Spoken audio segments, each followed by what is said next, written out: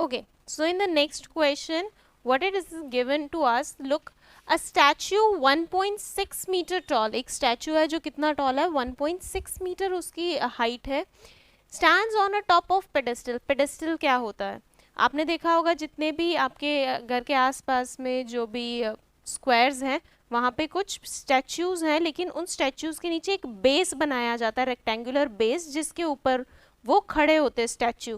बिल्कुल ज़मीन पर स्टैचू को नहीं खड़ा किया जाता है. तो वो जो बेस बनाया जा रहा है, बेस क्रिएट किया जा रहा है कंक्रीट का, that is known as a pedestal, जिसके ऊपर स्टैचू को खड़ा किया जाता है. ठीक है ना. तो यहाँ पर भी देखिए एक स्टैचू है जो 1.6 मीटर टॉल है, वो एक पेडेस्टल पर खड़ा है. तो ऑब्वियसली हमारे पास में हम क्या कह सकते हैं, अगर ये हमारा ग्राउंड है तो ये क्या है, हमारा पेडेस्टल है, और पेडेस्टल के ऊपर एक स्टैचू खड़ा है, जैसे बिल्डिंग के ऊपर टावर खड़ा था लास्ट क्वेश्चन में, वैसे ही यहाँ पे पेडेस्टल के ऊपर कौन खड़ा है, एक statue. From a point on ground the angle of elevation of the top of statute is 60 degree. अब कोई एक पॉइंट है ग्राउंड पर, यहाँ पर लेट इट बी पी, इससे जब मैं टॉप ऑफ स्टैचू को देख रही हूँ, सो मेरा एंगल ऑफ एलिवेशन कितना बनता है, it makes an angle of elevation equals to 60 degrees. ठीक है, सो इट बिकम्स 60 डिग्रीज.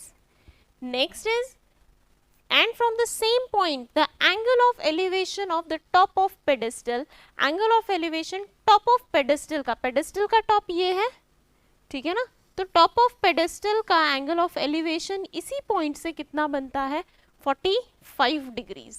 ठीक है ना, सो ये होगा आपका 45 डिग्रीज. ऑलराइट, अब देखिए इनके हम नेमिंग्स कर लेते हैं, A B and let this point B C. Okay, find the height of pedestal. हमें क्या फाइंड आउट करनी है, height of pedestal find out करनी है, कि पेडेस्टल की हाइट कितनी होगी. ठीक है ना, स्टैचू की हाइट हम वहाँ पे लिखना भूल गए, स्टैचू की हाइट कितनी है, this statue is 1.6 metre high. ये स्टैचू हमारा कितना है, 1.6 मीटर हाई है. बिल्डिंग हमें, या पेडेस्टल, सॉरी पेडेस्टल की हमें क्या फाइंड आउट करनी है, हाइट फाइंड आउट करनी है. सो पेडेस्टल इज हियर, इसकी हाइट हम ले लेते हैं, let it be h. Okay, now हम पहले छोटे ट्रायंगल के पास जाएंगे. सबसे पहले जहाँ एंगल 45 होता है उसे प्रेफर कीजिए, कि जहाँ पर एंगल 45 डिग्रीज है वहाँ पर हमने जाना है, उस ट्रायंगल में हम पहले जाएंगे and then will move to the other triangle. Okay, so in triangle BCP. Okay, so BC and P हम डायग्राम बना लेते हैं सबसे पहले, like this, BCP and here BCP में एंगल है आपका 45 degree at point P. Okay, ये हाइट हमें h फाइंड आउट करनी है, PC हमें नहीं पता है. Okay, this is not known to us.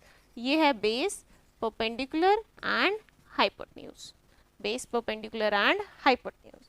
Now look, tangent theta is equal to perpendicular upon base. Now tangent of theta, theta की value कितनी है, 45 degrees, 45 degree plus equals to, perpendicular is height और base हमने नहीं लिखा है, PC as it is लिख लेते हैं. आप चाहो तो इसको आप x कंसिडर कर सकते हो और फिर वहाँ से हम वैल्यू पुट कर लेंगे लास्ट क्वेश्चन की तरह, लेकिन नहीं चाहते हैं तो हम एज इट इज रखेंगे. सो टेंजेंट 45 का value 1 equals to h upon PC, cross multiply तो PC की वैल्यू कितनी आ गई आपकी, it is equal to h. PC का वैल्यू कितना आया, it is equal to h. Now we are going to move towards the next triangle, that is the bigger triangle. Bigger triangle हमारे पास है A, C and P. Okay, so देखिए in triangle ACP. Okay, now triangle बनेगा ऐसे, A, C and P. C पर angle 90 degree होगा as usual. Okay, P पर angle इस बार कितना है, 60 degrees, it is 60 degrees. AC देखिए अब आपके पास from A to C, A से कहाँ तक है, C तक है, और A कितना है, A टू B है 1.6 मीटर्स एंड देन C तक है, B to C it is h metres. Okay, that we have considered. तो A से C तक टोटल कितना हो जाएगा, 1.6 plus h.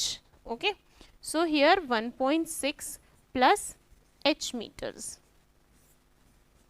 all right. Now this is base, this is perpendicular, and this is hypotenuse. So again we are going to apply the same formula, that means tangent of theta equals to perpendicular upon base. Tangent of theta, theta का value कितना है 60 degree, perpendicular is 1.6 plus h upon base is PC, base is PC.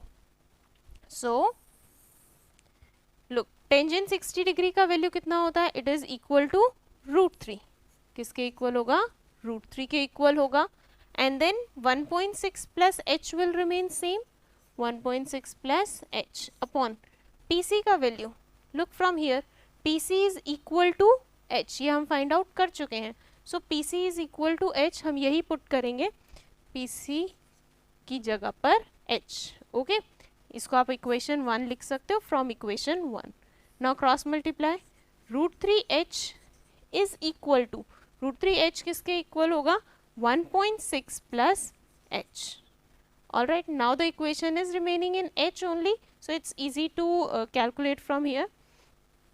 h को उधर ले जाइए, √3h को या उधर से यहाँ ले आइए, √3h minus h equals to 1.6. Okay, now h is common, √3 minus 1 equals to 1.6.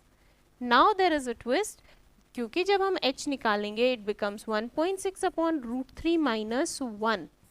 Multiplication में है, डिविजन में चला जाएगा, लेकिन हम रूट में कभी भी नहीं क्या करेंगे, लीव करेंगे इसको. So definitely what we are going to do is rationalise it. So √3 plus 1 के साथ मल्टीप्लाई और √3 प्लस 1 के साथ डिवाइड करेंगे.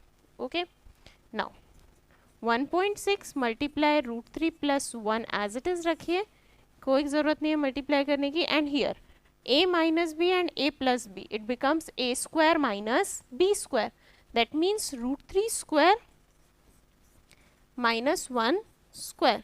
सो स्क्वायर से root cancel, 3 minus 1 is 2, so it becomes √3 plus 1 upon 2, it becomes 0.8. तो हाइट हमारा कितना आ गया, 0.8 मल्टीप्लाई √3 प्लस 1 मीटर्स. ये क्या आ गई हमारी, h की हाइट आ गई. दैट मीन्स h की वैल्यू आ गई, that means the height of pedestal is equal to 0.8 multiply √3 plus 1 meters. Okay, now let's take a look at the next question.